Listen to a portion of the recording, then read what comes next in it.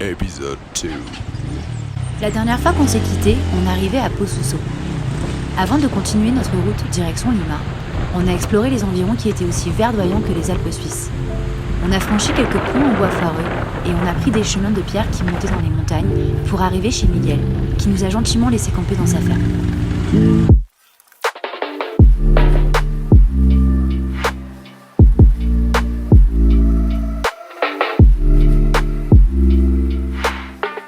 C'est vrai qu'en ce moment, ce qu'on aime bien faire, c'est le. Comme un espèce de La calentado. vibe du moment. La cuisine vibe du moment. C'est un calentado de légumes avec des lentilles et un petit riz à côté. C'est directement inspiré de ce que nous préparait Kelly, la femme de Roman, notre ami chaman qu'on a rencontré à Iquitos.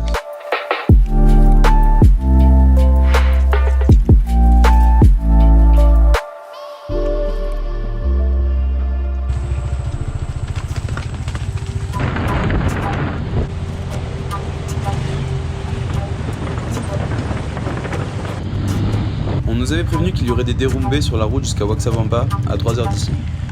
On se retrouve de nouveau sous la pluie et dans la boue, mais la route est vraiment ouf. On s'arrête finalement camper plus tôt que prévu, parce qu'il pleut vraiment beaucoup trop, dans un des rares spots disposant d'un toit dans les environs. Là, on est censé reprendre la route.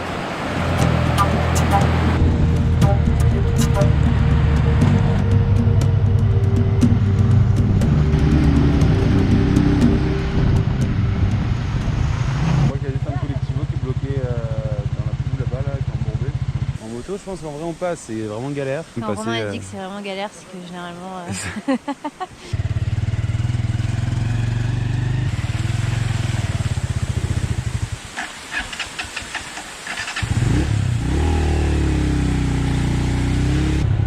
Pour arriver à Lima, à 2 jours d'ici, il nous faudra franchir les Andes péruviennes. On ne sait pas exactement jusqu'à quelle altitude, mais probablement au-dessus des 4000. Donc on utilise toutes nos cartes froid. Thermique, vêtements chauds, pull, veste de moto et vêtements de pluie.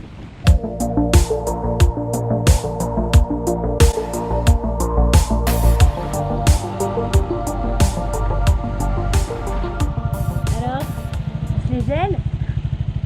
Bon ça va, mais le froid commence à me mordre un peu là. Après quelques heures à doubler des camions, on décide de faire halte dans cette charmante hacienda possédée par un couple allemand-italien de colons de l'époque. À plus de 3000 mètres d'altitude. Changement de décor radical par rapport à la jungle. On y trouve des motos d'il y a un siècle et on remarque qu'elles ressemblent vachement aux nôtres d'il y a un an.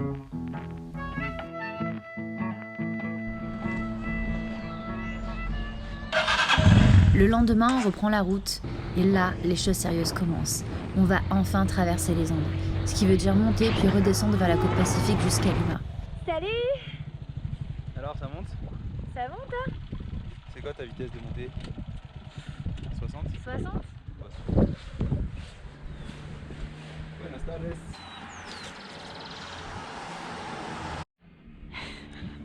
L'air est très sec. Nos mains sont très sèches. Yo! Les paysages sont vraiment beaux et différents de ce qu'on a pu voir du Pérou jusqu'ici. On finit par arriver au col, à 4818 mètres d'altitude, sous la neige.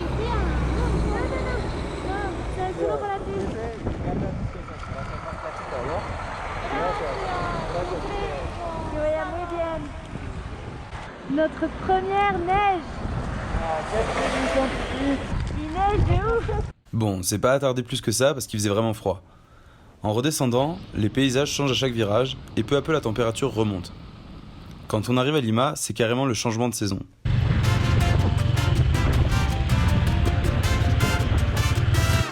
On avait du monde à voir ici, alors on a bien profité de la ville pendant 10 jours. ¿No te gusta? Ah, et on a réglé 2-3 trucs sur les motos.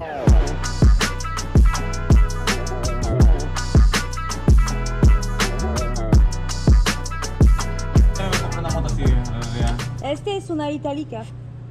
Los dos. ¿Itálica? Sí. Pero mexicana. Yo pensaba que era otra de más marca, pero... No. Cuídense mucho. Muchas gracias, Sonia. Regresen. On dit au revoir à la gentille famille qui nous a hébergés et on reprend notre route vers le sud. Bon, là il faut savoir qu'à ce moment, on est fin janvier 2023 et depuis un mois, une crise sociale a éclaté au Pérou. des blocages et des manifestations commencent à sérieusement dégénérer en affrontements avec la police, particulièrement dans la région de Puno, au sud, proche de la frontière bolivienne. Sí. De Francia. No me digas, ¿de verdad? Pero de México con la moto. Sí. Depuis ces événements, la frontière a été fermée jusqu'à nouvel ordre. Donc on change nos plans et on décide de sortir vers le Chili, pas loin de la ville de Tacna, au sud, en espérant que la frontière reste ouverte et qu'on ne rencontre pas trop de blocages sur notre route. Mais à peine parti, on rencontre déjà quelques problèmes. Que fait-on? En fait j'ai cet rodage là qui est mort, clairement. Du coup ça fuit et je peux pas resserrer. On devait partir à 10h ce matin, on est parti à 13h. Rien de surprenant parce que quand il s'agit de partir tôt, on est nul, on n'y arrive jamais. Ça a dû arriver 2 fois en un an, je pense. On avait prévu d'aller camper dans le désert ce soir autour de Ica. Ça fait 4h30 de route et on est seulement arrivé à Pisco. On était assez crevés, du coup on s'est pris une petite chambre. Voilà, très basique. Pisco, jeudi 19 janvier. L'état des routes est pas ouf. On peut ni aller vers Lima ni aller vers Ica. Donc, je vais vous montrer sur une carte, ce sera beaucoup plus simple. Donc, la panaméricaine, la route qui sort sur Pisco. Et en fait, on a des blocages ici, direction Lima, et là, direction Ica. Donc on est plus ou moins bloqué, mais c'est pas très grave parce que nous, on n'avait pas prévu ça de toute manière. On comptait se diriger du coup vers le front de mer, prendre cette route qui longe, et de là, on traverse tout le désert. Et normalement, il y a une piste qui mène jusqu'à Ica, et nous on va sans doute s'arrêter à Huacachina étant donné que la situation à Ica en ce moment c'est plutôt la guerre civile. Alors là je dégonfle mes pneus. On arrive sur du sable. Et c'est quand même plus sympa. C'est irréel. On se croirait dans un rêve.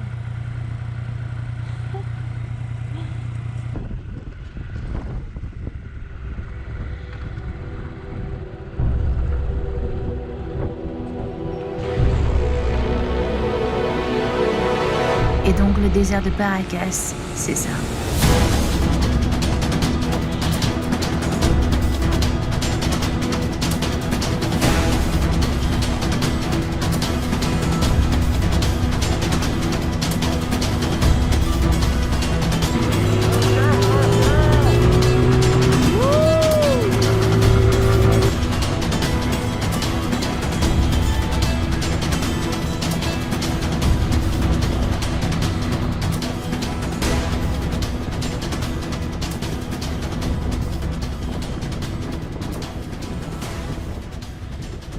On explore les dunes tout l'après-midi et avant que le soleil ne se couche, on cherche un endroit où camper avec une vue pas trop dégueu si possible.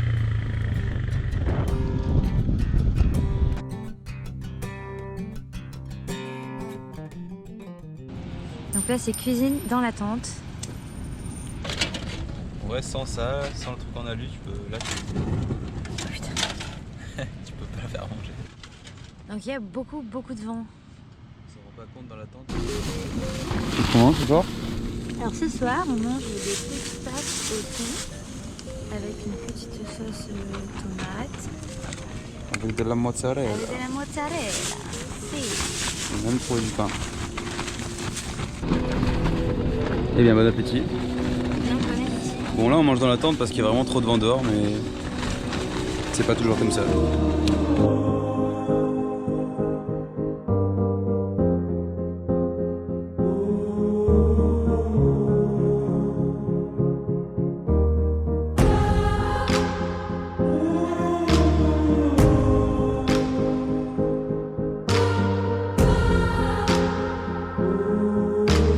On s'enfonce dans le désert, mais l'aventure est loin de s'arrêter là. Une vingtaine de jours se sont écoulés depuis le début de cet épisode, et nous sommes à environ 4 ou 5 jours de la frontière chilienne. Nous ne le savons pas encore, mais ce désert nous réserve bien des surprises. Il est 4h40 du matin, et il y a une voiture qui vient d'arriver, et on sait pas qui c'est, on sait pas ce qu'ils veulent. Comme on est dans le désert et qu'il n'y a personne, c'est louche. To be continued.